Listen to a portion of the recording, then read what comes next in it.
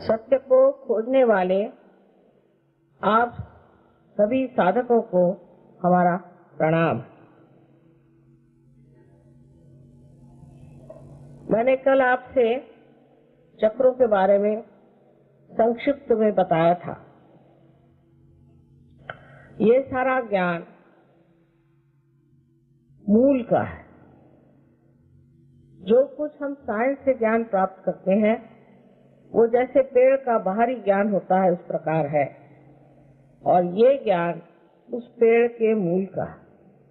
विदेशों में जो कुछ भी खोजबीन हुई है वो सब बाहर बाह्य में हुई, और वो इस प्रकार बढ़ गई कि आज वहाँ पर यह आशंका हो रही है कि ये पूरा सिविलाइजेशन कहीं खत्म न हो जाए। कारण उन्होंने अपने स्रोत को नहीं ढूंढा, अपने मूल को नहीं ढूंढा। ये मूल हमारे भारतवर्ष में है। इस मूल को अनादिकाल से अनेक दृष्टा, अनेक संत, अनेक सद्गुरु और अवतरणों ने वर्णित किया हुआ है, और हर एक धर्म में इसके बारे में चर्चा हुई है कि हमें विनाशी चीजों को छोड़ करके अविनाशी ऐसे अनंत को ढूंढना चाहिए। ये हमारे भारतीयता का मुख्य मूल मंत्र है कि जो कुछ भी संसार में अविनाशी चीजें हैं वो लगती हैं, प्रतीत होती हैं, लेकिन वो है विनाशी, और अविनाशी अभी तक ज्ञात नहीं तो उसकी खोज करनी चाहिए। चक्रों के बारे में मैंने आपको कल बताया। आज मैंने कहा था 3 नाड़ी और आत्मा के बारे में मैं कोशिश करूंगी कि इस लेक्चर में बता दूं। लेकिन ये सब कुछ बतलाने से ही आपकी कुंडलिनी का जागरण होगा, इसकी कोई हामी नहीं। इसलिए मैं जो भी बोल रही हूँ उसको सुनने मात्र का आप कष्ट करें। उससे अपने को न्याय, अपना न्याय या अपने को भला बुरा कहने की बात नहीं। सिर्फ आप सुनिए और उसके बाद देखा जाएगा कि आपकी कुंडलिनी जागृत होती कि नहीं। तो हमेशा मैं देखती हूँ कि जब भी कभी मेरा लेक्चर चाहे हिंदुस्तान में हो या बाहर हो, लोग पता नहीं क्यों इस न्यून भावना से बैठते हैं कि पता नहीं हमारी कुंडलिनी जागृत होगी कि नहीं, हमने तो ये गलती की, हमने तो वो गलती की। इसे शुरू ही से मुझे आज कहना है कि ये भावना को निकाल करके ही आप मेरा भाषण सुने। तो कल मैंने आपको ऊपर के चक्रों के बारे में बताया,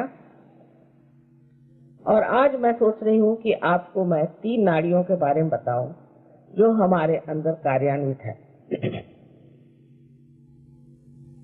जब चेतना हमारे अंदर प्रवेश करती है तो त्रिकोणाकार या कहें कि प्रिज्म के जैसे मनुष्य का मस्तिष्क है, ब्रेन है। उस वक्त उसमें 3 आकार आते हैं। उसमें से एक तो सीधे ही पूरी की पूरी जैसी है वो हमारे अंदर घुस करके और त्रिकोणाकार अस्थि में बैठ जाती कुंडलिनी, और बाकी की 2 शक्तियां जो कि हमारे मस्तिष्क में 2 तरह की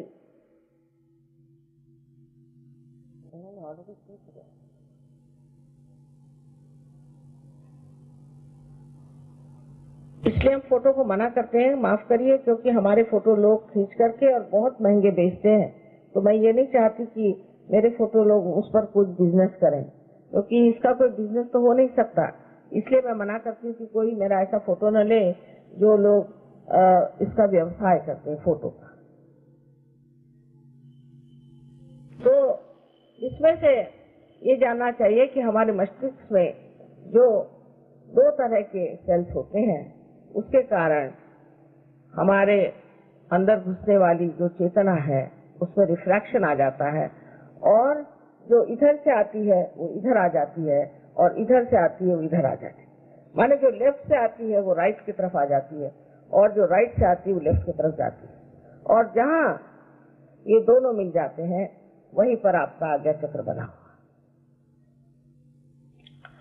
अब ये जब हमारे शरीर के अंदर घुसती है तो उसका बहुत सा भाग, क्योंकि इस तरह आई हुई, उसका बहुत सा भाग तो अंदर चला जाता है और उससे कहीं अधिक भाग बाहर की तरफ आ जाता है इस चेतना का। और इस वजह से मनुष्य जब किसी चीज को देखता है तो उस पे वो रिएक्ट करता है, उसके ऊपर उसको विचार आते हैं। कोई भी चीज को देखते साथ उसे विचार आएगा, और वो विचार उसके अंदर घुसते हैं, और उस विचारों से ही आप जैसे देख रहे हैं कि हमारे अंदर ईगो और मन, ऐसी दो भावना। जब हम संस्कारों से बहुत ज्यादा प्लावित हो जाते हैं या हमारे अंदर बहुत सारे संस्कार भरे जाते हैं तो हमारे अंदर लेफ्ट साइड का मन, जिसे कि सुपर ईगो कहते हैं, बनता है। और जब हम बहुत ज्यादा ये विचार करते हैं कि फ्यूचर में क्या करना है, आगे क्या करना है, मैंने ये किया, मैंने वो किया, इस तरह की अहंकार की जो भावना है वो आपके अंदर दूसरी साइड में आ जाती है। किंतु इसकी नाड़ियां बिल्कुल उल्टी दिशा में। इसीलिए जब मनुष्य को पैरालिसिस होता है तो आपने देखा होगा कि अगर उसके सर में क्लॉट कर लेफ्ट में आया हो तो उसका पैरालिसिस राइट में होता है। अब ये जो तीन नाड़ियां हैं, पहली नाड़ी, दूसरी और तीसरी, इसमें से जो पहली नाड़ी है उसे अनेक नाम से संबोधित किया जाता है। इसे कोई कोई चंद्र नाड़ी भी कहते हैं, पर सहयोग में हम इसे ईड़ा नाड़ी कहते हैं, और राइट साइड में जो नाड़ी है उसे हम पिंगला नाड़ी कहते हैं। उसको बहुत से लोग सूर्य नाड़ी भी कहते हैं, और वास्तविक इन दोनों पर चंद्र और सूर्य का ही प्रभाव है। अब जब लेफ्ट साइड की जो नाड़ी है ये सूक्ष्म रूप से स्थित है, किंतु इससे हमारे अंदर जो left side sympathetic nervous system है उसकी चालना होती है, और राइट साइड में जो नाड़ी है जिसे कि हम पिंगला कहते हैं, इससे राइट सिंपैथेटिक नर्वस सिस्टम चलती है। लेकिन ये स्वयं नाड़ियां अत्यंत सूक्ष्म तरह से कार्यान्वित रहती है। ये दोनों ही हमारे अंदर कार्यान्वित रहती है। जैसे कि जब हम कोई इच्छा करें तो लेफ्ट की नाड़ी चलती है, और जब हम उसमें कार्य करते हैं उस इच्छा पर तो राइट की चलती है। इस प्रकार हमारे अंदर ये दो नाड़ियां, पर इसके अलावा तीसरी नाड़ी हमारे अंदर है जिसे सुषुम्ना ऐसे कहते हैं। कबीरदास ने कहा, ईड़ा पिंगला सुख मन नाड़ी।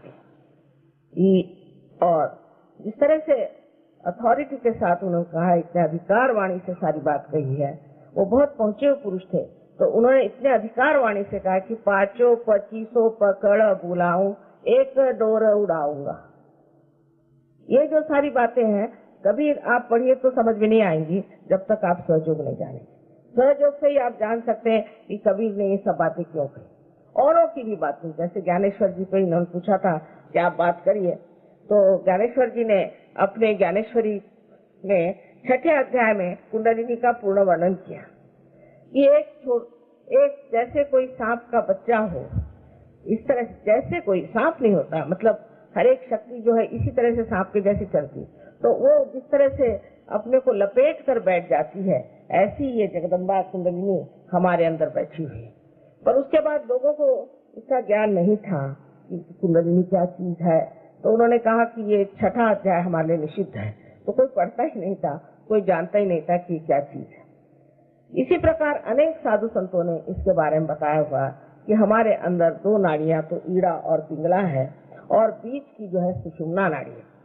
ये सुषुम्ना नाड़ी जो है ये हमारे अंदर पैरासिम्पैथेटिक नर्वस सिस्टम को चलाती है। जैसे मैंने कल बताया था आपसे कि जिस वक्त आप दौड़ते हैं तो आप अपने हृदय की गति बढ़ा सकते हैं, आप कर सकते हैं, लेकिन जब आप बैठ जाते हैं तो हृदय की गति जो बिल्कुल नॉर्मल स्थिति में आती है वो पैरासिम्पैथेटिक नर्वस सिस्टम से आती है। अब इस पैरासिम्पैथेटिक नर्वस सिस्टम का जो आवरण है, इस तरह से मैंने कल आपको दिखाया था लेफ्ट और राइट से, तो ये एक दोनों का मिलाप होने से ही जो बीच में चक्र बनते हैं उसके अंदर पैरासिम्पैथेटिक नर्वस सिस्टम है। तो चक्र जो है ये ऊर्जा के केंद्र है, शक्ति के केंद्र है, पर हर एक शक्ति के केंद्र का अलग अलग तरीका है, अलग अलग काम है और वो अलग अलग तरह से कार्यान्वित होते भी हैं। अब ये जो दो शक्तियां हमारे अंदर है, ईड़ा और पिंगला, इनको भी समझने की जरूरत है। ईड़ा नाड़ी से हम इच्छा करते हैं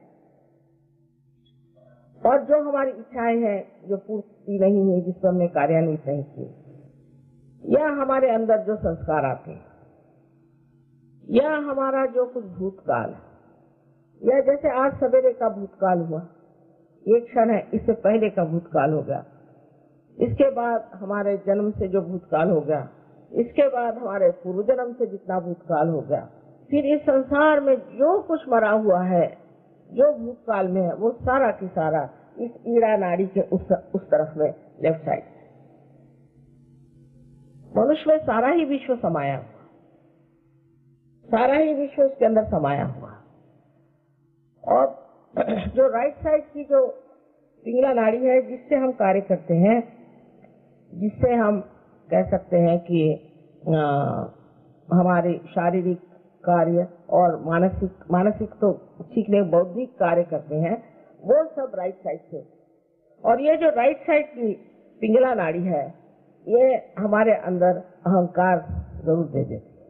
लेफ्ट साइड से हमारे अंदर मन की, यानी एक जिसे सुपर ईगो कहते हैं, वो चीज आ जाती है, और राइट साइड से हमारे अंदर अहंकार की चीज आ जाती है। कोई सी भी एक नाड़ी ज्यादा चलने से मनुष्य में संतुलन टूट जाता है। अगर आपकी लेफ्ट साइड बहुत चलती होगी तो आप बहुत निंदे आदमी होंगे, आप बहुत डरपोक होंगे और आप सबसे डरेंगे। लेकिन अगर आपकी राइट साइड चलती होगी तो आप बहुत ज्यादा दूसरों पे आतताई होंगे, एग्रेसिव होंगे, आप पे अहंकार आ जाएगा। जब लेफ्ट साइड चलती है तो मनुष्य धीरे धीरे खिसकते, जैसे कोई आदमी बहुत रोता है, और बहुत सी औरतों में आदत होती रोने की कि मेरी माँ बड़ी अच्छी थी, बाप अच्छे थे, ये है वो है, रात दिन कोई चीज लेकर रोते रहते हैं। ऐसे लोग सब लेफ्ट साइड में खिसकते चले जाते हैं। जब वो लेफ्ट साइड में खिसकते चले जाते हैं तो उनके अंदर बहुत सी विकृति आ जाती है, जिसे हम मानसिक विकृति कहते हैं। जैसे बहुत से लोग पागल हो जाते हैं किसी शौक से, एक आध शौक लगा, एकदम से आघात आया, घबरा गए तो लेफ्ट साइड से चले गए। पागलपन, डिप्रेशन और स्किज़ोफ्रेनिया, इस तरह के जो रोग हैं वो सारे आपके लेफ्ट साइड हैं। पर उसके अलावा ऐसे भी रोग हैं कि जो हम असाध्य रोग कहते हैं, वो भी लेफ्ट साइड के ही कारनामों से आते हैं, वो मैं बाद में आपको बताऊं। अब राइट साइड के जो है वो पिंगला नाड़ी, उसके अतिक्रमण से करने से, जैसे मैंने कल ही बताया था आपसे कि स्वादिष्टान चक्र से किस तरह से पर्स हो, किस तरह से अनेक रोग हो जाते हैं। जैसे लिवर आपको हो जाएगा, अस्थमा, हार्ट अटैक और blood cancer, diabetes, blood pressure, kidney trouble, constipation, इस प्रकार के अनेक रोग हो सकते हैं। इसके अलावा इससे पैरालिसिस भी हो सकता है। लेकिन लेफ्ट साइड से भी आप में रोग हो सकते हैं। जबकि लेफ्ट साइड आपके अंदर चलती है तो आप एक तरह से लिथार्जिक, माने आलसी, आपके सब ऑर्गन्स हो जाते हैं। उसके कारण होने वाले रोगों में अनेक से रोग हैं, जैसे एलर्जीज आ जाए आपके अंदर में, या आपके अंजाइना, कोई सी भी स्लगिशनेस जिसको कहते हैं, उससे ये रोग होते हैं। पर सबसे जो बुरी बात है तो लेफ्ट साइड में जाने से मनुष्य जो है उसमें कोई कर्तृत्व नहीं रह जाता और वो हमेशा दुनिया से डरते रहता है, भागते रहता है और वो बेकार हो जाता है। अब इसमें जो लेफ्ट साइड में जो चक्र है उसमें अपने चक्र की लेफ्ट साइड भी है और राइट साइड। इसमें से महत्वपूर्ण चक्र मैं तो सोचती हूँ कि लेफ्ट स्वादिष्ठान, जहाँ पर कि आपने अगर कोई अनधिकार चेष्टा की हो, यानी आप किसी गलत गुरु के सामने गए और उसके सामने चरण छूने के लिए झुक गए। आजकल उनको कहते हैं ना चरण छू महाराज, वैसे चरण छू महाराज गए आप, उनने चरण छू, उनके चरण छू, उसके चरण छू, वो सारे जाकर के आपके लेफ्ट स्वादिष्ठान में बैठे जाते हैं कि आपको वो ट्रांस में डाल देगा, मिसमराइज कर देगा, कोई ऐसी बातें पढ़ा देगा इससे तो कोई हर्ज नहीं कि आपके पैसे भी लूट ले, लेकिन उसके अलावा वो आपको पगला देगा। थोड़ी देर में आप देखिएगा कि रास्ते पे आप भीख मांगते थे। ये लेफ्ट स्वादिष्टान की बीमारी जो है ये बहुत लोगों को होती है, विशेषकर अपने भारतवर्ष में, जहाँ की ये गुरु लोग इस कदर निकल आए हैं कि समझ में नहीं आता कि एक को पकड़ो तो दूसरा निकलता है, दूसरों को पकड़ो तो तीसरा निकलता है। बेअंदाज ये गुरु लोग आ गए हैं। उसकी वजह ये कि हम इतने अज्ञानी हैं, हमारे अंदर ज्ञान नहीं है कि हम जाने। अभी आपने गुरु का वर्णन सुना कि गुरु क्या है, मोक्ष मूलम, जो आपको मोक्ष देता है वही गुरु है। उसके वर्णन के अनुसार कितने लोग गुरु बनेंगे सो बताइए, कितने लोग, और वो चैतन्यमय होना चाहिए। उसकी जितना भी वर्णन है वो जब तक नहीं हो तो क्या जरूरत है कि आप हर एक आदमी के सामने हाथ जोड़े। अगर किसी ने आपको नाम दिया, उसके लिए आपने रुपया पैसा भी दिया, सब व्यवस्थित हो गया, लेकिन जा करके उसकी तकलीफ बैठ गई आपके लेफ्ट स्वादिष्टान। लेफ्ट स्वादिष्टान जब आता है तो बच्चे नहीं हो सकते औरतों को, पहली चीज बच्चे नहीं हो सकते।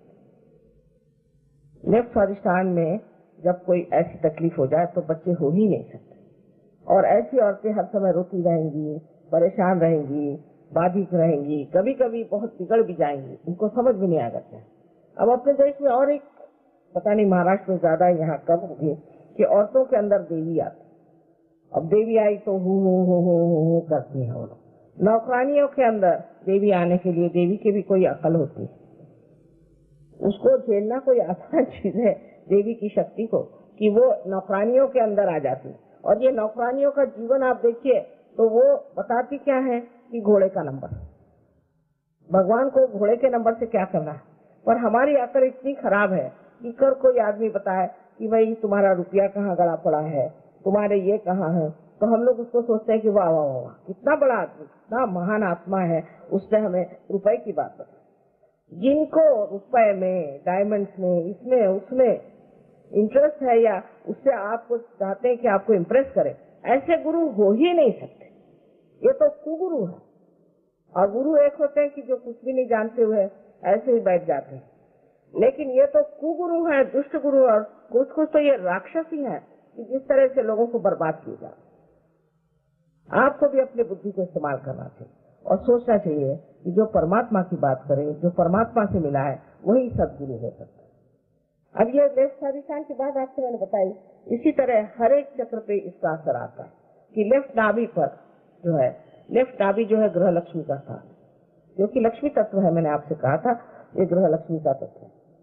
घर में अगर आपकी ग्रह लक्ष्मी है और आप उसको अच्छे से ट्रीट नहीं कर रहे हैं, खासकर उत्तर हिंदुस्तान में तो पता नहीं औरतों की इज्जत ही नहीं होती। फिर एक से एक जो निकलती है तो ऐसी कि उनको कोई संभाल नहीं सकता, फिर वो हो ही जाती है कमाल की। लेकिन जब तक दबती रहेंगी तो इतनी दबती है कि जैसे उनके अंदर कोई व्यक्तित्व ही नहीं है। ऐसे दो ही मैंने तरीके देखे, और ये पुरुषों की कृपा है कि वो समझ नहीं पाते कि स्त्री ये कितनी बड़ी चीज है, उसके अंदर शक्ति स्वयं प्रकाशित होती है, और उसके साथ इस तरह का व्यवहार करना इतनी गलत बात है। उससे बच्चे खराब जाते हैं, उससे आपके सारे घर की शांति खराब जाती है। और सबसे तो बड़ी बात यह है कि हमारे अंदर जब गृह लक्ष्मी का तत्व खराब हो जाता है तो कैंसर, जिसको ब्लड कैंसर कहते हैं, वो होने की आशंका होती है। क्योंकि स्त्री जो है वो आपका लय बांधती है। घर की स्त्री जो है, मतलब स्त्री भी वैसी होनी चाहिए। यत्र नारया पूजन्ते तत्र रमन्ते देवता। जहाँ पे स्त्री को पूजा जाता है वहाँ पर ही देवता रमन करते हैं, पर स्त्री भी पूजनीय होनी चाहिए। वो भी अगर पूजनीय नहीं हुई तो वो भी किस काम की? ऐसे पूजनीय स्त्री की बात सुनना और उसको अपने लय पे, जैसे उसकी लय है, जैसे आप खाना खाने बैठे तो पंखा जलती है, उसकी लय, उसका टाइम, इस वक्त आप खाना खाइए, इस वक्त आप बैठिए, इस वक्त आप सोइए। लेकिन आजकल के जमाने में लोग इस कदर अपने काम में मशगूल रहते हैं, उनको लगता है कि हमारा काम जो है उससे ही हम आज राजा बने। ये नहीं जानते कि गृह लक्ष्मी का भी आशीर्वाद इसमें है। और फिर जब वो इस तरह से भागते दौड़ते रहते, सब हेक्टिक लाइफ, उसी में ब्लड कैंसर की बीमारी। और भी अनेक बीमारियां स्क्रीन की होती है कि समझ लीजिए ऐसी कोई स्त्री हो तो उसके बच्चे जब पैदा होते हैं तो उनका स्क्रीन ही काम नहीं करता, उनको हर बार ब्लड ट्रांसफ्यूजन देना पड़ता है। अनेक तरह की इसकी गुपित बातें हैं जो होती रहती हैं, जो आपके समझ में नहीं आती और डॉक्टरों के तो बिल्कुल समझ में नहीं आएगी, क्योंकि उनको गृह लक्ष्मी किस चीज से खाते हैं यही नहीं मानते। ये केव स्थान बहुत ही सुंदर है कि जो गृह लक्ष्मी का स्थान है और जहाँ गृह लक्ष्मी को माना चाहिए। लक्ष्मी के अष्ट लक्ष्मी करके उनके 8 रूप माने गए हैं, पर है तो अनेक, पर उसमें से अष्ट लक्ष्मी। अष्ट लक्ष्मी से जो गृह लक्ष्मी का एक अंग है, राज लक्ष्मी है, ऐसी अनेक लक्ष्मी है, लेकिन जो विशेष करके जो एक बहुत महत्वपूर्ण चीज एक घर, खानदान, फैमिली के लिए होती है वो गृह लक्ष्मी। और आज भी मैं यही कहूंगी कि हिंदुस्तान की औरतों की कमाल है, उनकी मर्यादाओं की कमाल है कि उन्होंने हमारे समाज को व्यवस्थित रखा है। नहीं तो आप बाहर जाकर के देखिए 10-10 हस्बैंड को डिवोर्स करती हैं और ऐसे ठिकाने से बच्चों को पहुंचा देती कि बच्चे सीधे जा करके कहीं अनाथालय में पड़ जाते। तो ये चीज हमारे यहाँ आप समझने की है कि हमें उस रास्ते पर नहीं जाना।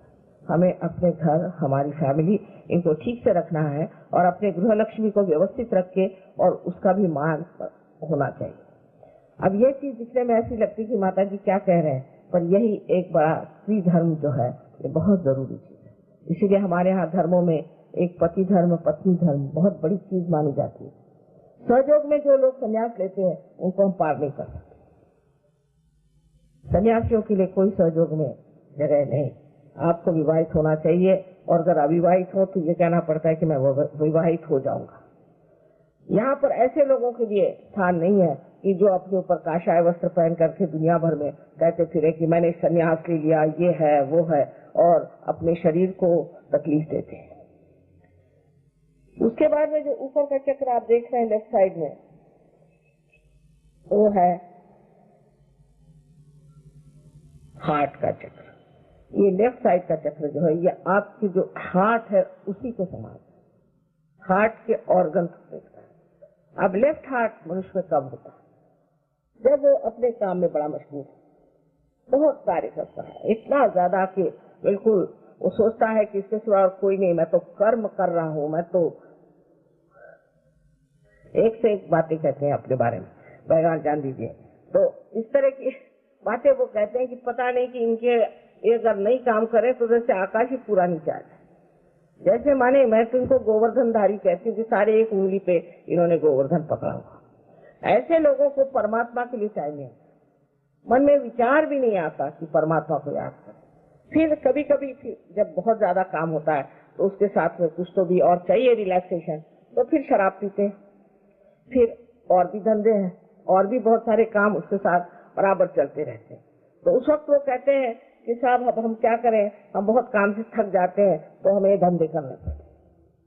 परमात्मा के लिए उनको टाइम नहीं, ये सब धंधे करने के लिए उनको टाइम है, पार्टियों में जाने का टाइम है, शराब पीने का टाइम है और हर प्रकार की गंदगी उठाने के लिए उनके पास टाइम है। अब जब इस तरह के मनुष्य हो जाता है तो परमात्मा को भूल ही जाता है और अपने हृदय में आत्मा का रूप, हृदय में आत्मा है, और जब तक हम अपने हृदय के आत्मा की ओर नजर भी न करें तो वो गायब हो जाता है और तभी आपको हार्ट अटैक आ जाता है। तो जिस आदमी को, अतिकर्मी को हार्ट अटैक आता है उसको सिंपैथी की जरूरत है, उसको डांट की जरूरत है। उसको ये कहना चाहिए कि आप काम करना कम करिए और थोड़ा परमात्मा में ध्यान करें, परमात्मा की ओर मुड़े। ये कि मुझे अब मैं बहुत काम कर रहा हूँ और मैंने ये किया वो किया है, आपने जैसा काम करके ये भारतवर्ष बना के रखा है उसके लिए नमस्कार। ये क्या सुंदर भारतवर्ष बनाया हुआ आपने। मैं 18 साल लंदन में रही हूँ, 16 साल में तो इसकी काया ही पालट हो गई। न जाने यहाँ कैसे कैसे लोग आ गए जो बड़ा ही काम कर रहे हैं, किसी को मिलने की उनको फुर्सत ही नहीं, और जब उनको देखी है तो घोड़े पे सवार, लेकिन ये घोड़ा है कि क्या है पता नहीं, कि हर जगह डिस्ट्रॉय ही कर रहा है, हर जगह खत्म करा जा रहा है। ऐसे लोगों से ये विनती है कि थोड़ा नीचे उतरिए, थोड़ा रुक के देखिए। जो पागल जैसे आप दौड़े जा रहे हैं ऐसे दौड़ने की कोई जरूरत नहीं। फिर दूसरी चीज, पैसों के पीछे, जो पैसों के पीछे लग गए तो किसी तरह से पैसे खर्चते हैं, किसी तरह से पैसे लेने, किसी तरह से ये करना, ऐसे लोगों को बहुत जल्दी हाथ अटैक आता है, क्योंकि पैसे से कहीं अधिक परमात्मा है। फिर दूसरी चीज सत्ता, सत्ता चाहिए, ये सत्ता चाहिए, वो सत्ता, इसकी टांग खींच, उसकी टांग खींच, उसके गर्दन उड़ा, उसको बुरा कर, उसके बाद इसी में लगे। ये सत्ता के पीछे भागने वाले लोग भी शिकार हो जाते हैं और उनको भी हार्ट अटैक आता है। मैं तो देखती हूँ कि जितने भी लोगों को मैं जानती हूँ जो कि बड़े बड़े अफसर थे, मेरे पति भी उनके साथ थे, अधिकतर हार्ट, क्योंकि सब सोचते थे हम बड़ा भारी कार्य करें। करिए, कार्य करने में कोई हर्ज नहीं, लेकिन थोड़ा समय अपने लिए भी रखिए और अपने हृदय में परमात्मा को बसाइए, तो बहुत जरूरी चीज है, नहीं तो हार्ट अटैक इससे आता है। अगर मैं ये इलाज आपसे बताऊं तो आप विश्वास नहीं करेंगे कि माता जी कहते हैं कि आप हृदय में अगर परमात्मा को बसा लें तो हार्ट अटैक नहीं है। इसके लिए जो मंत्र है वो ये है कि श्री माता जी मैं आत्मा, ये इसका मंत्र है। किसी को भी हार्ट ट्रबल हो, अगर वो इस मंत्र को कहे कि मैं आत्मा हूँ, पूर्ण विश्वास के साथ में 10 मिनट बैठ करके, ये नहीं कि फाइल जब लिख रहे हैं तब, वो तो खोपड़ी पे फाइल लिए लोग चलते हैं, एरोप्लेन में फाइल लिए चलते हैं, कोई जगह ही नहीं जहाँ फाइल लेने के चलते, और फाइलों से जो निकला हुआ धुआं है वही मैं देख रही हूँ सब। सो जिन लोगों को हार्ट की शिकायत है वो ये जान ले कि उनको इसी तरह से कहना है। हाँ, अंजाइना वगैरह जो चीजें हैं वो दूसरी तरह से आती है, जो लेफ्ट साइड से ही आती है आपको, जबकि लेफ्ट साइड से आपका विशुद्धि चक्र पकड़ता है। जिस वक्त आप हमेशा ये फील करते हैं कि मैं गिल्टी हूँ, मैंने खराबी की, मुझे नहीं करना चाहिए था, वही मैंने अंग्रेजी भाषा में कहा कि उठे बैठे सॉरी, फोन आएगा तो सॉरी, किसी से थप्पड़ लगेगी तो सॉरी, उसको मारेंगे तो सॉरी, किसी को मर्डर करेंगे तो सॉरी। इस तरह से सॉरी कहने से वो चीज जाती नहीं। मनुष्य को जो है ये सोचना चाहिए कि जो सत्य है, जो रियलिटी है, उसको हमें देखना है, उसे भागना नहीं। मनुष्य अपने अहंकार में किसी को दुख देता है और फिर कहता है सॉरी, उससे कोई फर्क नहीं पड़ने वाला। देखना चाहिए कि मैंने ऐसी बात कही क्यों, और ऐसे मेरे अंदर ऐसे विचार क्यों आए, और अगले वक्त से मैं ऐसे विचार नहीं करूंगा। ये बेहतर है बनिस्बत इसके कि एक बार सॉरी करके उसमें एक छाप लगा दिया, फिर बार बार वही काम करते रहे। और जब ऐसा लोग करते हैं तब आप देखिए, आपको आश्चर्य होगा कि ये चक्र पकड़ जाता है। मैं गिल्टी हूँ, मैं गिल्टी हूँ, मैं गिल्टी हूँ, I am very sorry, I am very sorry, I am very sorry.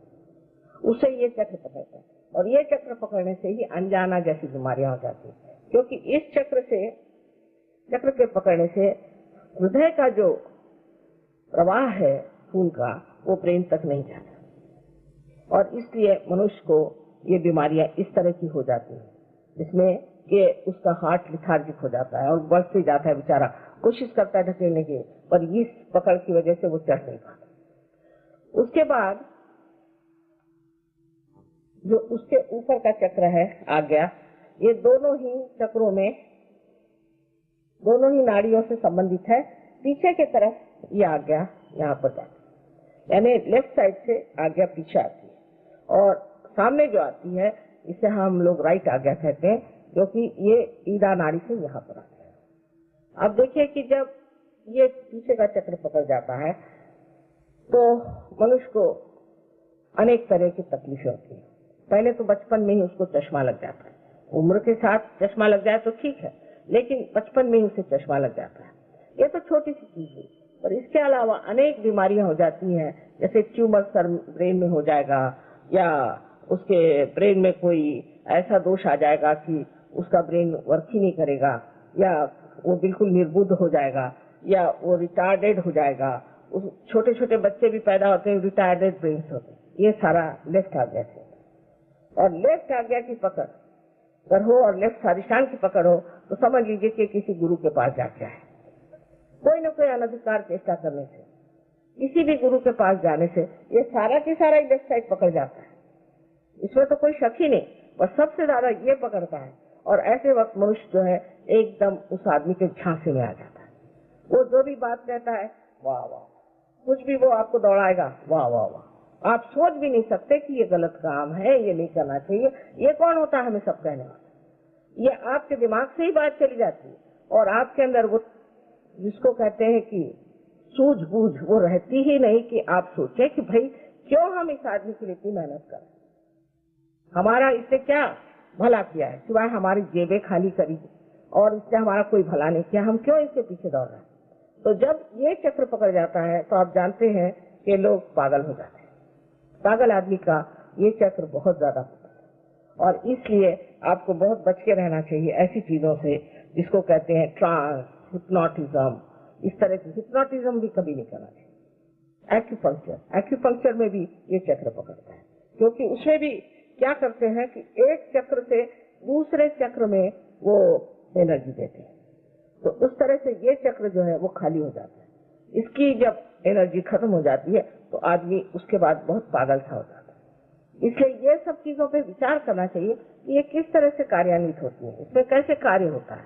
और इसलिए मैं आपके सामने आज सारा ही समझा कर बता रही हूँ कि इस तरह से मनुष्य किस तरह से उसमें पड़ जाता है। अब उससे आगे आप जाइए तो देखिए कि ये चीज मुड़ करके आज्ञा चक्र से इधर चली जाती है, इस तरफ में। तो ये आपके संस्कार, जो मनुष्य बिल्कुल ही पागल है, बिल्कुल पागल है, उसका ये हिस्सा बिल्कुल पकड़ जाता है। पर ये हिस्सा और भी चीजों से पकड़ा जाता है। जैसे कि कुछ लोग हैं, उनको बस हाथ धोने का झक, अब बैठे हाथ धो रहे हैं, जब तक 65 मरतबा हाथ नहीं धोंगे उनको लगता ही नहीं कि उनके हाथ साफ। वो ये है कि वो बाल ही नोचे रह रहे हैं, बैठे बैठे इनके बाल नोच, उनके बाल नोच, उनके बाल नोच। ऐसे भी लोग आपने देखे होंगे। ये सब पागलपन की आदतें जो है, ये पहले तो आदत शुरू होती है लेफ्ट साइड से और वो जाकर के बैठ जाते हैं। अब बहुत बार ऐसा भी होता है कि समझ लीजिए आपको एक शराब पीने की आदत, समझ आपने थोड़ा बड़ा पीना शुरू कर दिया, उसके बाद आपके अंदर कोई चीज घुस आई जो कि हमारे लेफ्ट साइड में, कोई आदमी शराब पीने वाला मर गया, उसको और शराब चाहिए, वो घुस आया, समझ लीजिए आपके अंदर। तो आप इतनी शराब पीते हैं कि लोग कहते कैसे। हम एक बार क्यूबा की एक लेडी आई थी, इतनी सी थी उम्र, इतनी सी थी, और उम्र उसकी कुछ नहीं। उसका हस्बैंड कह रहा था कि माता जी ये तो एक बॉटल नीट पी जाती है विस्की की। मैंने कहा ये कैसे पीती पता नहीं, मुझे तो उसको खुशबू से ही चक्कर आने लग जाता है। तो उसके अंदर कोई तो भी ऐसी चीज थी, उसने कहा मेरे अंदर एक निग्रो है वो पीता है, यानी होता है ऐसा। तब वो आदमी इसी तरह से पी करके मर जाता है। क्योंकि और क्या होना है, एक आदमी की जगह अगर 10 आदमी शराब पिए तो वो किस तरह से लीवर बर्दाश्त कर सकता है। इसलिए उस रास्ते जाना ही क्यों जहाँ हमें रहना नहीं है, जहाँ हमें पहुंचना नहीं। अब ये हुई बात आपके लेफ्ट साइड की। अब राइट साइड की बात मैंने थोड़ी सी आपसे बताई कि जब आदमी अतिकर्मी होता है तो उसे क्या क्या तकलीफ होती है। राइट साइड में भी आप देखिए कि मनुष्य अब राइट स्वादिष्ठान पकड़ता है। राइट स्वादिष्ठान उसका पकड़ता है जो कि म्यूजिशियंस है, जो कि आर्टिस्ट है। अब वो लगे आपके पीछे में, पहले तो उन्होंने कुछ बनाना सीखा, उसका जब कुछ नहीं मिला तो लाइनें बनानी शुरू कर दी, फिर कुछ है तो उसके ऊपर में रंग मारना शुरू कर दिया, फिर भी नहीं कुछ जमा तो लंदन में तो ऐसे भी लोग हैं कि जमीन पे सारा रंग फैला देते हैं और उस पर लोड़ते हैं और कहते हैं ये आर्ट हो गया, इतना बड़ा आर्ट है, और लोग पैसा भी देते हैं, उस चीज का पैसा भी देते हैं। किसी भी चीज से कुछ भी पागलपन की चीज करना और हर समय नई चीज करना, ये तो खासकर वेस्ट का आप जानते हैं कि एक बीमारी है कि हर एक चीज में नई चीज करना। अब मुझे एक था वहां पर अम्बासडर थे मेक्सिको के, मेरे पड़ोस में बैठे थे, तो मुझसे कहने लगे कि आपको फ्राइड से क्या तकलीफ है।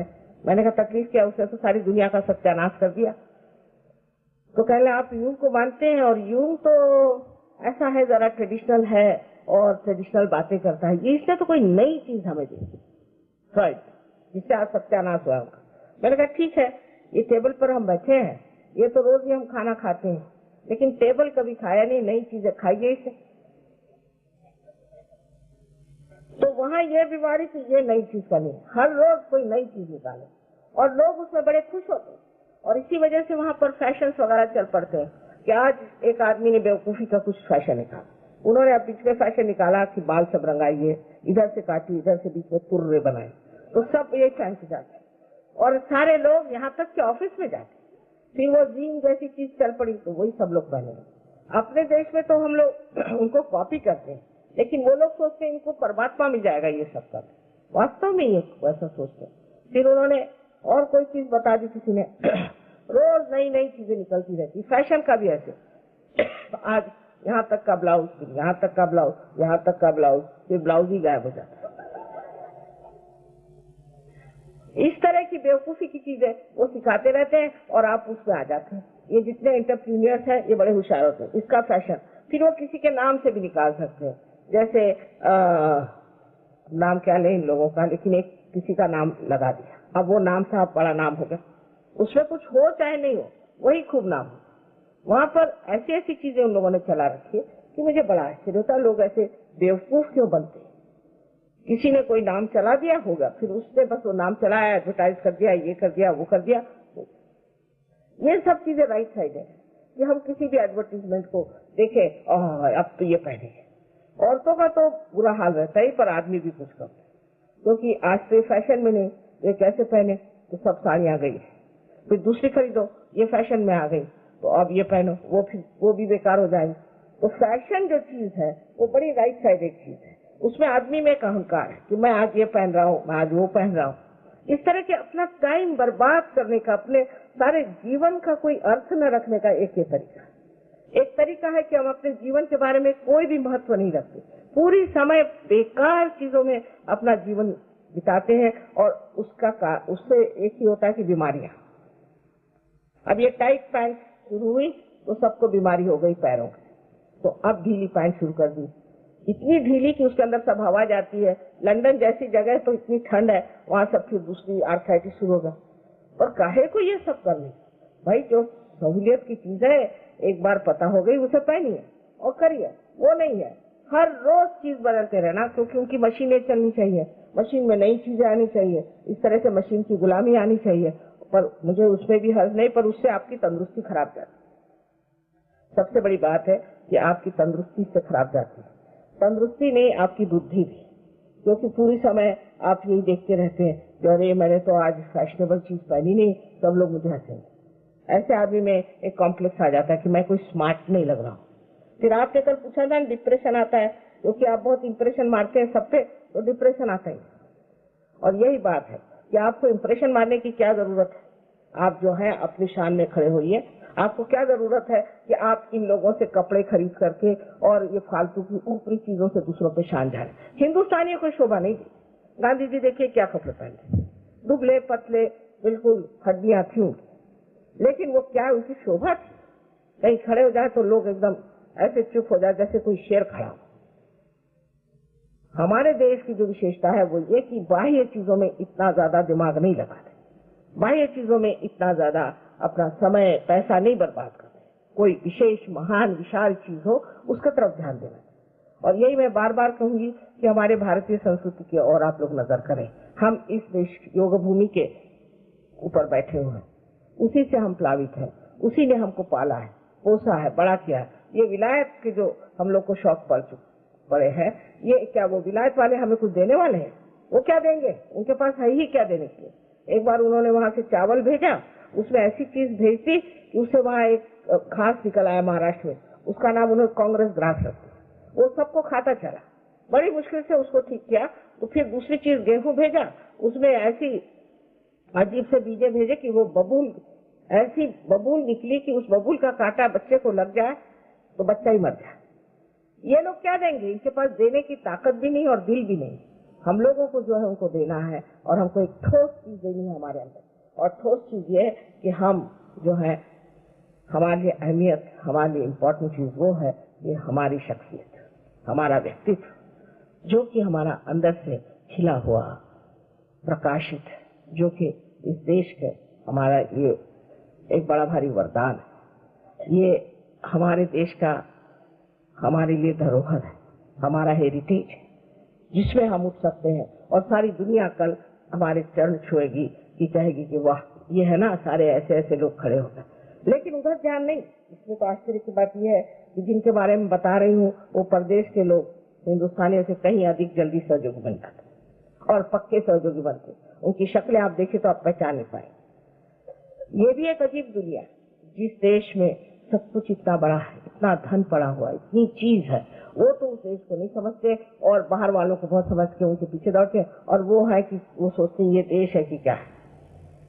इस पर आपके लिए यही कहना है कि बाह्य चीजों में ज्यादा लपेटना, बाह्य चीजों की ओर ध्यान देना, और जो अंतरतम की चीजें उधर ध्यान न देने से ही राइट साइड बहुत चलती है और उससे दुनिया भर की बीमारियां होती है। अब आज्ञा चक्र पे आता है। आज्ञा चक्र जो सामने का होता है, ये बहुत चलने से मनुष्य विचार करता है, हर चीज का विचार।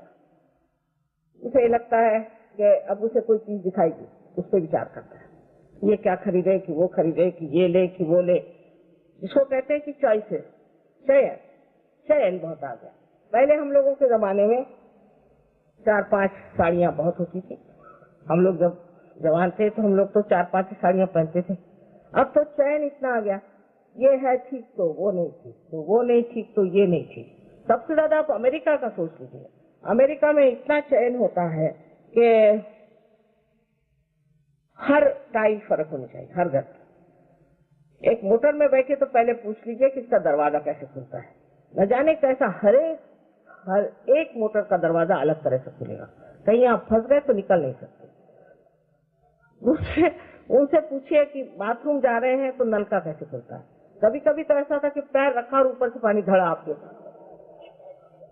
ये नॉवेल्टी है उनके साथ। हर एक चीज फर्क बनाने की क्या जरूरत है। अगर आपको वहाँ शराब पिलानी है तो कम से कम पहले 1000 रुपए के, उनके 1000 पाउंड के प्याले खरीदने पड़ते हैं। इसके लिए अलग, उसके लिए अलग, उसके लिए उसकी इतनी बड़ी डिक्शनरी है। इसमें क्या अरबिक पूछे, पीने का एक ही ग्लास होता, चाय के लिए चाहिए। हर चीज के अलग है।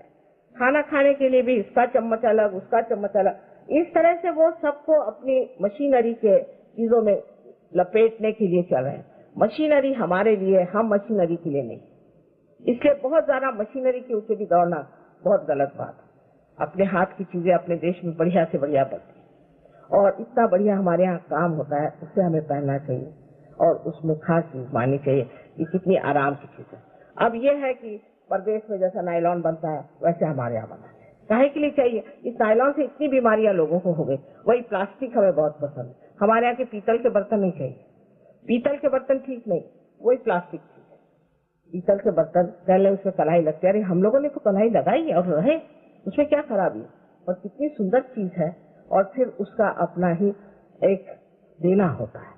जो हाथ की बनी हुई चीज है उसमें अपना चैतन्य होता है, और उस चीज में बनी हुई चीजें खाने में भी बहुत आनंद होता है। अब पता नहीं क्यों, या तो हमारे चिल्लाने सीखने से जैसा भी हो, पर अब एक नया फैशन चल पड़ा है, एथनिक स्टाइल।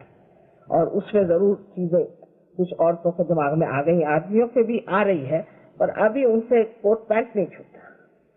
कोट पैंट बहुत मुश्किल से छूटेगा, क्योंकि वो सोचते हैं कि कोट पैंट नहीं पहनेंगे तो हम साहब नहीं रहेंगे, फिर तो हम हो जाएंगे खेतीहर। इसलिए वो कोट पैंट उनसे छूटना मुश्किल है। पर औरतों ने जरा सा एथनिक स्टाइल पे अब ध्यान दिया है। ये बड़ी खुशी की बात है कि हमारे भारतवर्ष के इतने कारीगर लोग अपने हाथ से काम करते हैं, और उनके हाथ का काम फिर से हम उसको उजाला दें, उसको हम संभालें। और हिंदुस्तान में और चाइना में छोड़ करके कहीं भी हाथ का काम नहीं होता। कल ये सारे देश आपके पीछे दौड़ेंगे कि हमें हाथ का काम दीजिए, हमें ये चाहिए। वहाँ तो हाथ का काम मेड बाय हैंड कह दीजिए तो वो तो ऐसा है कि जैसे हम लोग मेड इन जर्मनी समझते हैं वैसा ही समझते हैं, और उसको इतना जोर से पकड़ेंगे कि मेड बाय हैंड। आप लोगों को बताएं तो वो हंसी आएगी। एक बार हम जापान गए थे, एक साहब ने बहुत कहा हमारे घर आप आइए, हमारे घर आप। तो हम गए उनके घर पे, क्या है पता नहीं, तो एक उन्होंने मुरादाबादी सुराही निकाली, कहने this is authentic made by hand Indian. हमने कहा अच्छा भाई मान गए तुमको, मेड बाय हैंड इंडियन। और उसका इतना महत्व, वो बिल्कुल बीचों बीच रखी हुई। और हमारे यहाँ तो कह गए ये क्या मुरादाबादी ले आए, उससे तो अच्छा है स्टेनलेस स्टील का कुछ लाओ, नहीं तो प्लास्टिक उससे भी अच्छा। तो जब आदमी में गहराई आ जाती है, जब वो गहनता में उतरता है, जब किसी चीज को गहराई से सोचता है, तो हर एक चीज को सोचता है ये मैं क्या कर रहा हूँ, ये मैं क्या चीज इस्तेमाल कर रहा हूँ, इसमें तो कोई चैतन्य नहीं, ये प्लास्टिक में कुछ नहीं, इसको क्यों मैं इस्तेमाल कर रहा हूँ। इससे अच्छा एक ही अच्छी चीज क्यों न रख लूं घर में, एक ही अच्छा बर्तन क्यों न रख लूं मैं घर में। क्यों मैं इस तरह से ऐसी चीजों की तरफ ध्यान दे रहा हूँ जिसमें चैतन्य नहीं, पर वो गहराई आनी चाहिए, आपके अंदर वो चैतन्य आना चाहिए। जब वो चैतन्य आ जाता है तो आदमी उस तरफ जाता है जहाँ उसे एक समाधान और एक नई सौंदर्य दृष्टि मिलती है। उस सौंदर्य दृष्टि में वो देखता है कि किस तरह की चीज सुंदर होती है, किस तरह की चीज अच्छी होती है, जिसके अंदर चैतन्य होता है, जो अधिक सबसे सुंदर चीज है। जैसे समझिए मोनालिसा का पेंटिंग है, मोनालिसा के पेंटिंग से वाइब्रेशंस आते हैं।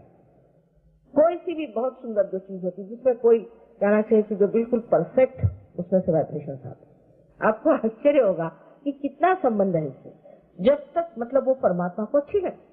जो चीज परमात्मा को अच्छी लगे उससे चैतन्य आता है, और ऐसी चीजें आप इस्तेमाल करें जिसमें से चैतन्य है, तो आपको कोई परेशानी नहीं हो। लेकिन उधर ध्यान देने के लिए पहले आपको सहयोगी बनना पड़ेगा और जानना पड़ेगा सहयोग क्या है। तब आप समझ सकते हैं कि आप अब उस संवेदनशील स्थिति में पहुंच गए जहाँ पर कि आपको चैतन्य क्या है ये जाना जाएगा। अब करीबन मैंने सब चक्र बताया, एक सहस्त्रार छोड़। सहस्त्रार में आपके मैंने बताया था 1000 नाड़ियां हैं, और वो ये जो आपको बीच में जगह दिखाई देती है उसके चारों तरफ 1000 नाड़ियां हैं, और ये संवेदनशील है हमारे आनंद के लिए। जिस वक्त हम आत्मा को प्राप्त करते हैं तो हमारे अंदर जो आनंद की अनुभूति होती है वो इसी ब्रेन के उसी हिस्से में होती है जिसे हम लिम्बिक एरिया कहते हैं। और जो हमारा चित्त आलोकित हो जाता है, चित्त जो आलोकित हो जाता है वो भी इसी जगह से कार्यान्वित होता है। जैसे कि आत्मा के लिए कहा गया है कि ये चित्त और आनंद ये सभी का मेन है। लोग कहते हैं आनंद और चित्त कैसे, सच्चिदानंद, सत फिर और सत भी हो सकता है। सत्य कैसे आनंद दे सकता है और चित्त कैसे आनंद दे सकता है, और आनंद जो चीज है वो कैसे मिल सकती है। मतलब लोगों के दिमाग में इसके बारे में भ्रांति सी आ जाती है। अब सच्चित आनंद की जो बात है आत्मा की तो ऐसी है कि जब आपकी ये लिम्बिक एरिया जागरूक हो जाती है तो आप सत्य को जानते हैं, क्योंकि आपके हाथ से चैतन्य बहने लग जाता है।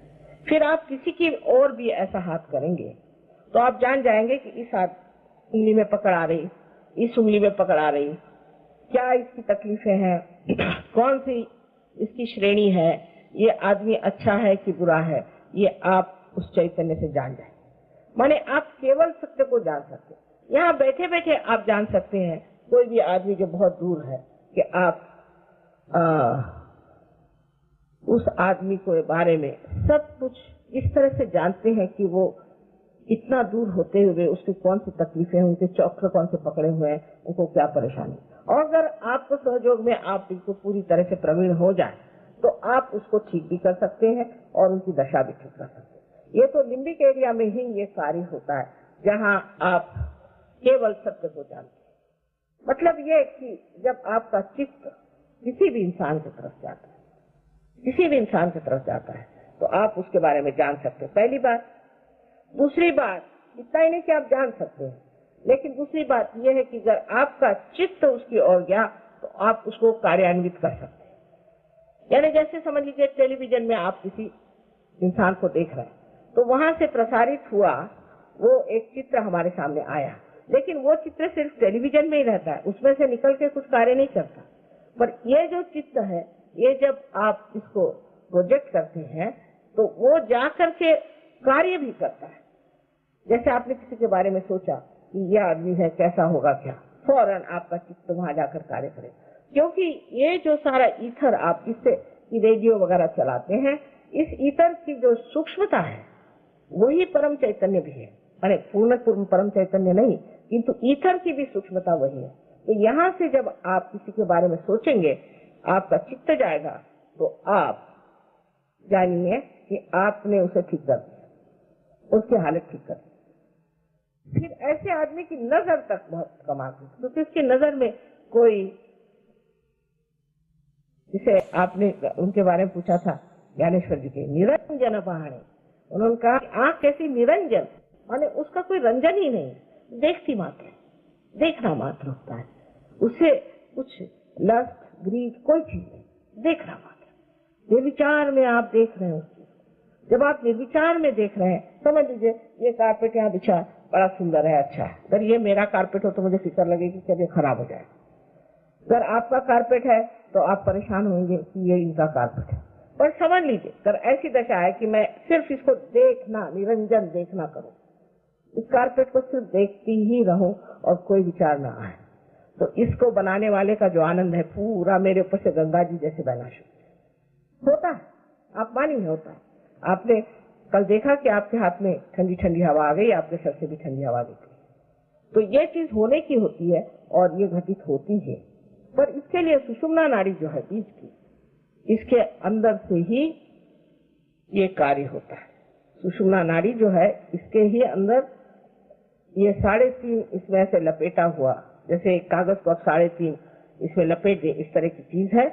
उसके बराबर बीच से जो ब्रह्म नाड़ी है उसमें से ही कुंडलिनी निकलती है, और जब वो निकलती है और इसको ब्रह्मरंध्र को छेद कर बाहर निकल आती है तो आपको आश्चर्य होगा कि उस वक्त आपकी आत्मा का जो प्रकाश है आपके चित्त में आ जाता है, और इसीलिए आपके चित्त से आप बहुत चीज कार्य कर सकते हैं। अब दूसरी चीज ये है कि सत्य आप कैसे जानते हैं, क्योंकि आपका लिम्बिक एरिया जो है वही एनलाइटेंड हो जाता है और आपके हाथों में आप सत्य जान सकते हैं। और आनंद ऐसी चीज है कि उसमें सुख और दुख ऐसी दो चीज नहीं, केवल आनंद मात्र होता है। कोई भी चीज को आप देखते हैं तो जैसे कोई नाटक देख रहे हैं, नाटक का जैसा एक आनंद होता है, लेकिन किसी भी संसारिक चीज से आनंद नहीं मिलता, सिर्फ अपने आत्मा से। आत्मन ने आत्मना तुष्ट, आत्मा से ही आत्मा तुष्ट होता है।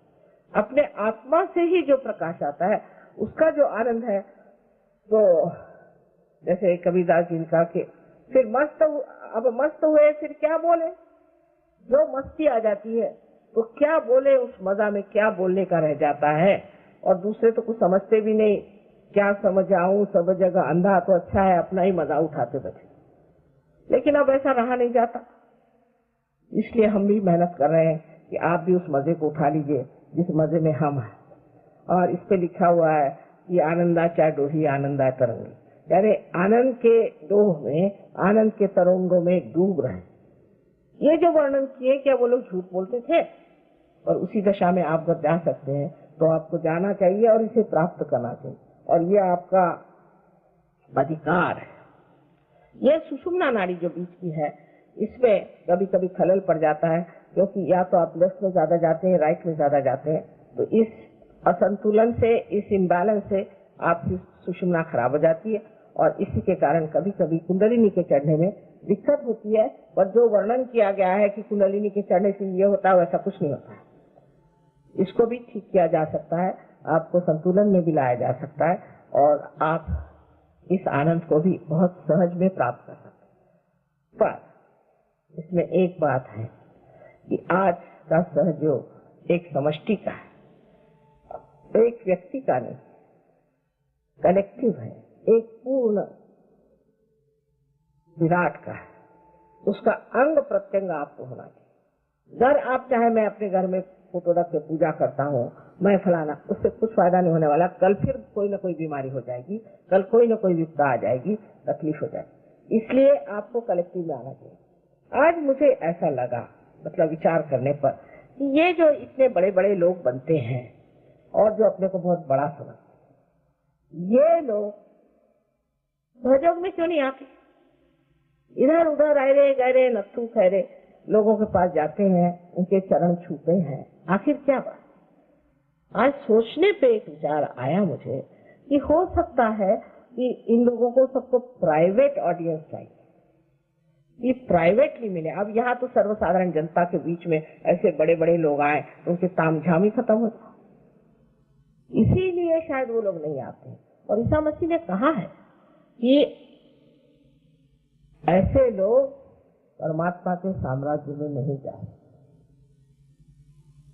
साफ साफ उन्होंने कहा कि एक बार एक ऊंट जो है वो सुई के छेद में से लांग जाएगा, पर ये लोग परमात्मा के साम्राज्य में नहीं आए।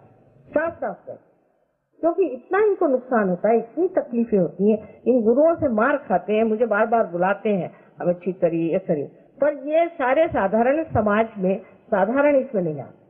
इनके लिए बिल्कुल पॉश होटल चाहिए कि पॉश आश्रम चाहिए, समझ में नहीं आता। ये तो परमात्मा की चीज है। राजा जनक इतने बड़े राजा थे, पर जब कभी किसी गुरु के पास जाते थे तो जमीन पर बैठकर उनसे वार्तालाप करते थे। श्री राम को आपने देखा है, श्री कृष्ण को आपने देखा, सब राजा थे, लेकिन राजा होते हुए भी उनमें कितनी नम्रता थी। पहले जमाने में हमने यहाँ भी देखा कि बहुत से लोग बड़े नम्र थे। बहुत बड़े बड़े लोग जो हमारे पास आए हमेशा जमीन पर बैठकर बात करते थे कि आप संत हैं, हम आपके सामने नहीं बैठे। पर आजकल के लोगों को मुझे लगता है इसका बड़ा घमंड है कि हम बहुत बड़े आदमी और हम कैसे ऐसे समाज में जाएं जहाँ की लोग सर्वसामान्य। इन सामान्यों में से ये असामान्य निकलने वाला है, इन्हीं में असामान्य है और यही लोग इसको पाने वाले हैं, और बाकी जो है उनकी हमें तलाश ही नहीं। तो इसलिए आपसे कहना है कि आप ये सोचिए कि आप ही कोई असामान्य चीज है, उसे प्राप्त करें और इस आनंद में हमेशा के लिए डूबते रहें। परमात्मा आप सबको आशीर्वाद दें। अब आज कल के जैसे ही हम फिर से एक बार सहयोग का प्रयोग करें। जो लोग बाहर खड़े हैं वो भी अंदर आके बैठ जाएं, अच्छा रहेगा। थोड़ी देर के लिए आप लोग सब अंदर ही बैठ जाएं।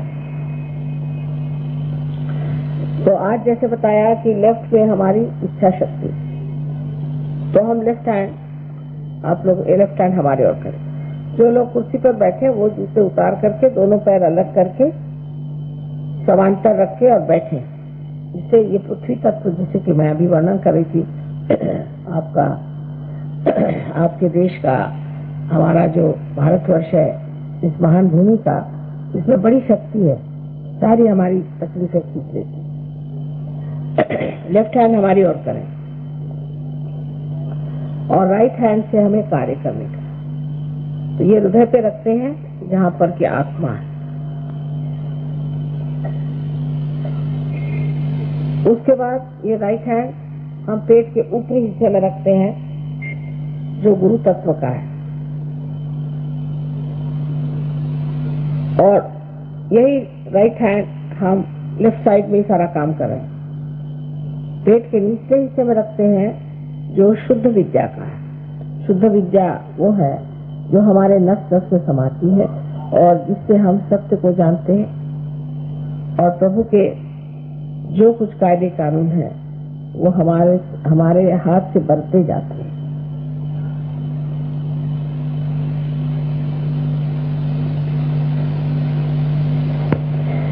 अब यही राइट हैंड आप पेट के ऊपरी हिस्से में लेते हैं। ऊपरी हिस्से में लेफ्ट साइड में यही राइट हैंड रखा जाए। फिर इसको आप हृदय पे रखें। अब जो ये उंगली मेरी काट रही बहुत बुरी तरह से मुझे, इसका मतलब है कि आप लोग अपने पे दूषण लगा रहे हैं, अपने को गिल्टी समझ रहे हैं, इसलिए ये उंगली काट रही। सब मेरी उंगली काट रही। पहले तो पसीना छूटा गर्मी की वजह से आप लोगों की, और अब ये उंगली काट रही। मैंने पहले ही कहा है कि आप लोग गिल्टी नहीं, आप अपने को ऐसा नहीं सोचते। इतना ही नहीं, अपने प्रति एक प्रसन्न चित्त हुई, प्रसन्न चित्त हुई ऊपर। और राइट हैंड आप कंधा और गर्दन के बीच जो कोण है उस पर रखें, प्रसन्न चित्त होकर। आपने कोई ऐसी गलती नहीं की। अब गर्दन को राइट साइड में घुमा।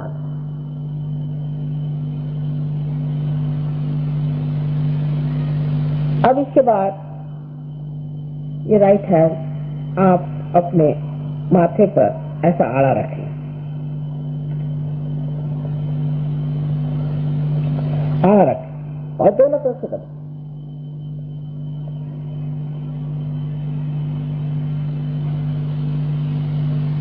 ये चक्र सबको माफ करने का है। इसके बाद ये राइट हैंड सबके यहाँ पिछले हिस्से में, यहाँ पर, बहुत पीछे नहीं, यहाँ पर रखें और सर को ऊपर उठा करके ऊपर की ओर इस हाथ पर फेर लें। ये आज्ञा चक्र का पिछला हिस्सा मैंने जब भी बताया था। इसके बाद ये सहस्त्रार है हमारा, इस हथेली को तान लें, उंगलियां पीछे की तरफ। इसका जो बीच का हिस्सा है इसे सर जरा झुका करके तालू पर आप रखें और उसे घुमाएं और इसे दबा कर घुमाएं।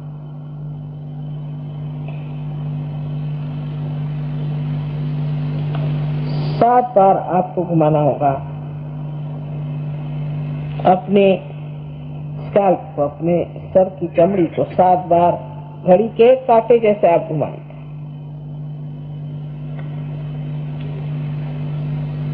हो गया। इतनी सी छोटी सी चीज है। कुंडलिनी का प्रवास सिर्फ छोटे बच्चों में 1 फुट से लेकर के 4 फुट से ज्यादा नहीं है, और वो भी जेट के जैसी चढ़ती है। तो कोई ऐसा प्रश्न नहीं कि हमारे यहाँ आज सब लोग आप पार न हो जाए। अच्छा, आप पहली चीज प्रसन्न चित्त रहें, ये सबसे बड़ी बात है। अपने लिए भला बुरा आपको सोचने की जरूरत नहीं है, उसका न्याय आपकी कुंडलिनी आपकी माँ है, वो जान लेगी। आप क्यों अपना भला बुरा सोचते हैं? अब लेफ्ट हैंड हमारी ओर और राइट हैंड हम अपने हृदय पे रखें। कृपया आंख बंद कर दें और चश्मा भी उतार लें, और जब तक मैं न कहूं आप कृपया आंख न खोलें। अब राइट हैंड हृदय पे रख के लेफ्ट हैंड हमारी ओर करके आप एक प्रश्न हमसे करें, श्री माता जी क्या मैं आत्मा हूँ? श्री माता जी क्या मैं आत्मा हूँ?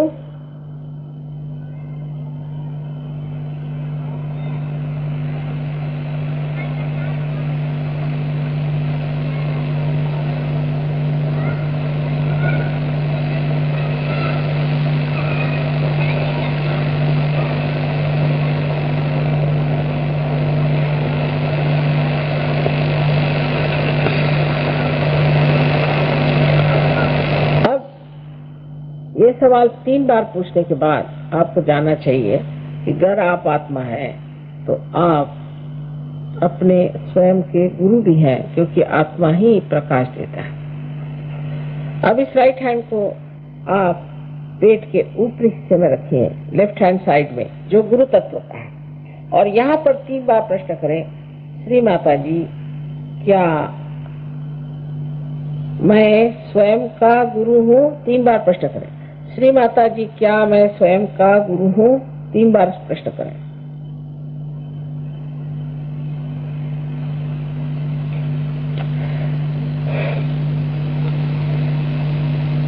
अब अपना राइट हैंड पेट के निचले हिस्से में लेफ्ट साइड में आप रुपया रखें। अब यहाँ पर मैं आपके ऊपर शुद्ध विद्या लाद नहीं सकती, यह आपको अपनी स्वतंत्रता में मांगना होगा। इसलिए कृपया कहिए, श्री माता जी मुझे आप शुद्ध विद्या दीजिए। 6 मर्तबा कहें, क्योंकि इस चक्र में 6 पंखुड़ियां हैं।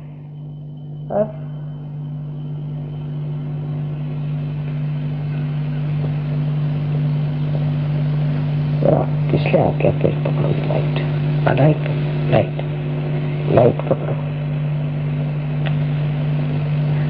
6 बार गई।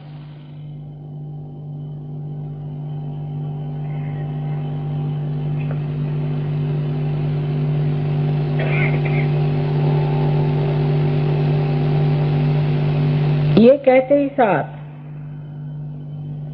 आपकी कुंडलिनी का चालन शुरू हो गया, उत्थापन शुरू हो गया।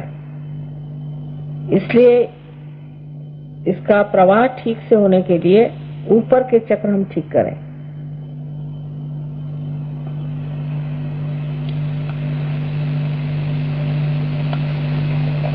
पेट के ऊपरी हिस्से में लेफ्ट हैंड साइड पर गुरु तत्व पे हम अपना राइट हैंड रखें और लेफ्ट हैंड हमारे ओर करके,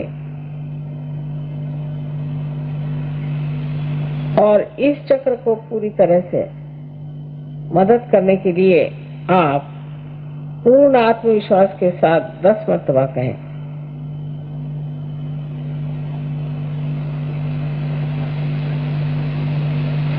श्री माता जी मैं स्वयं का गुरु हूँ।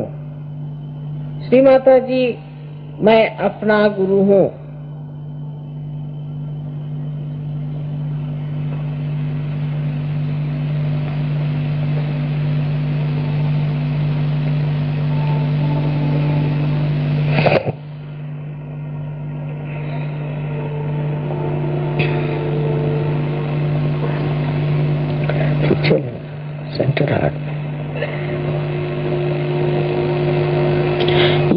बार कहिए, क्योंकि हमारे अंदर 10 गुरु तत्व हैं।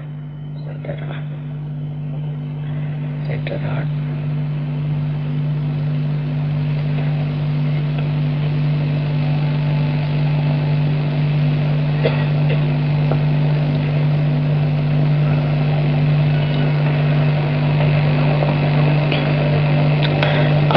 ये राइट हैंड अपने हृदय पे रखें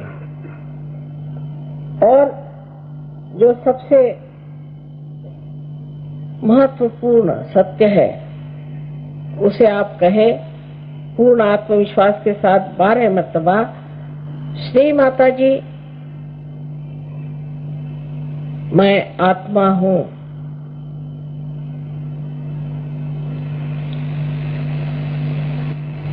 श्री माता जी मैं आत्मा हूँ।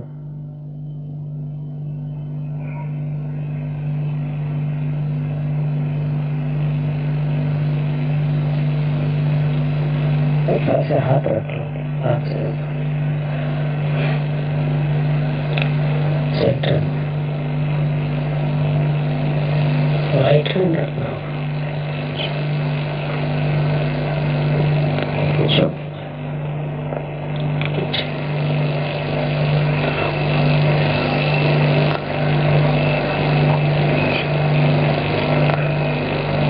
अब ये राइट हैंड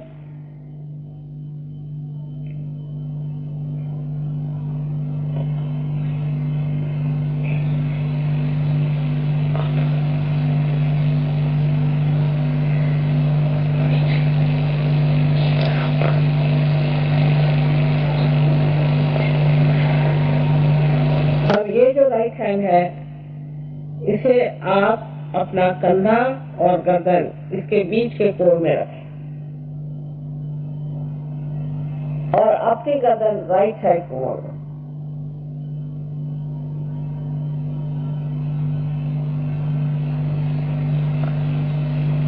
आप जानते हैं कि ये चक्र अपने को दोषी समझने से होता है, लेकिन आप जानिए कि परम चैतन्य जो है वो सागर है, प्रेम, शांति, आनंद का, और सबसे अधिक वो क्षमा का सागर है। इसलिए आप कोई ऐसी गलती नहीं कर सकती जो क्षमा नहीं कर सकती। इसलिए आप 16 मर्तबा कहिए, श्री माता जी मैं दोषी नहीं हूँ। श्री माता जी मैं दोषी नहीं हूँ।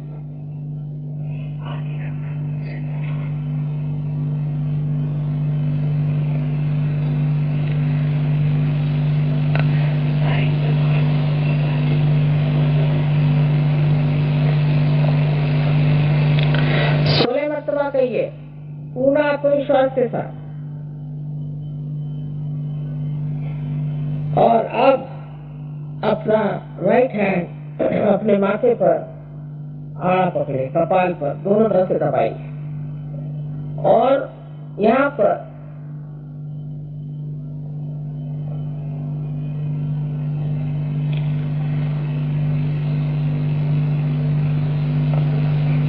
आपको ये कहना है कि श्री माता जी मैंने सबको एक साथ क्षमा कर दी।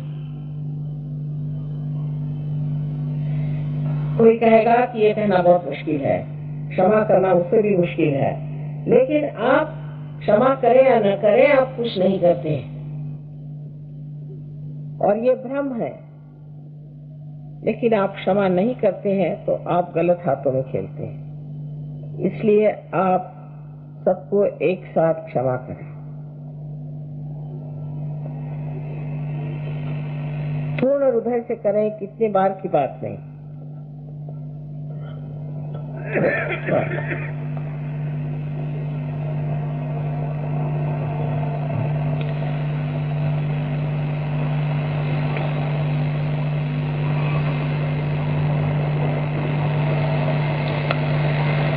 ये राइट हैंड आप सर के पीछे के हिस्से में ले जाएं और उस पे अपना सर टेक दें। यहाँ पर आप अपने समाधान के लिए अपने दोषों को न गिनते हुए कह सकते हैं कि हे परम चैतन्य, हमने अगर कोई गलती की तो हमें क्षमा करना।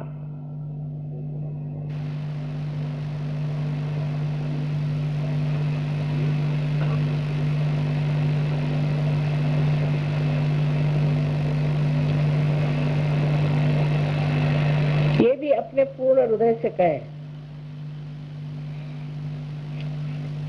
अब अपने हथेली को तान ले और उसका पिछला हिस्सा असर को झुका करके अपने तालू भाग पे जहाँ हड्डी नरम थी रख के जोर से दबाएं। उंगलियां पीछे की ओर खींच करके दबाव पूरा करें और धीरे धीरे घड़ी के कांटे जैसे इसे आप 7 मरतबा हुआ। धीरे धीरे। इस वक्त भी मैं आपकी स्वतंत्रता का मान करती हूँ और इसलिए आप पर आत्म साक्षात्कार लादा नहीं जा सकता। इसलिए आपको कहना होगा कि श्री माता जी, मुझे कृपया आप आत्म साक्षात्कार दीजिए। 7 मरतबा कहें और मैं इस वक्त प्रणव फूकूंगी, इससे कि कुंडलिनी बाहर आ जाएगी।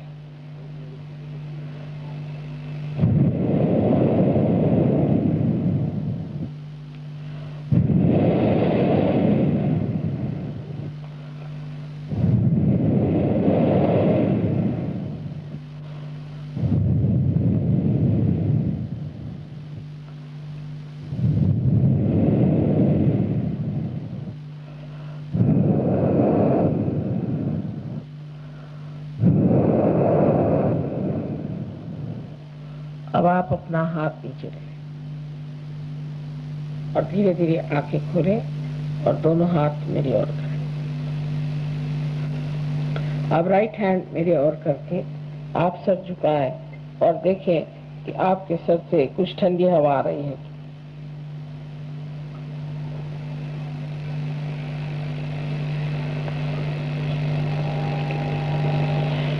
अब लेफ्ट हैंड मेरी ओर और राइट हैंड से देखें कि आपके अंदर कोई ठंडी हवा आ रही है।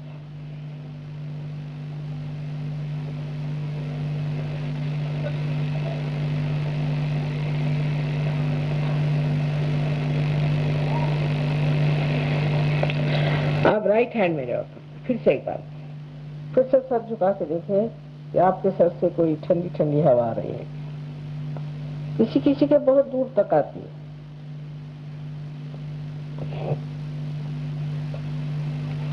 अब दोनों हाथ आकाश की ओर उठाएं और गर्दन पीछे करें और आप एक प्रश्न पूछे कि श्री माता जी, क्या ये परम चैतन्य है? श्री माता जी, क्या यही परमात्मा की प्रेम की शक्ति है? ये प्रश्न 3 बार करें।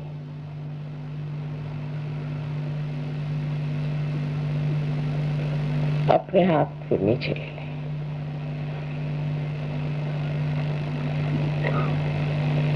नीचे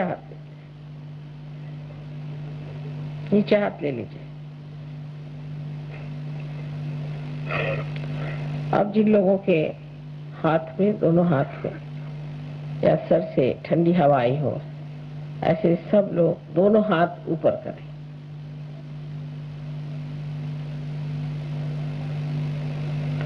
अधिकतर बाप रे सबकी सब सभी लोग पार हो गए। आपको सबको अनंत आशीर्वाद है। आप सब पार हो गए, संत हो गए हैं, लेकिन अभी अंकुरित हुआ है। इसका वृक्ष बनाना है, इसलिए संगठित रूप से ही, कलेक्टिवली ही ये कार्य हो सकता है।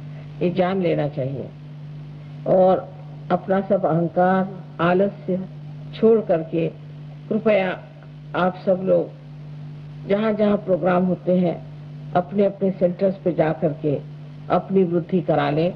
मैं अगले साल आऊंगी दिल्ली फिर से, तो आशा है कि आपके बड़े बड़े वृक्ष खड़े होंगे।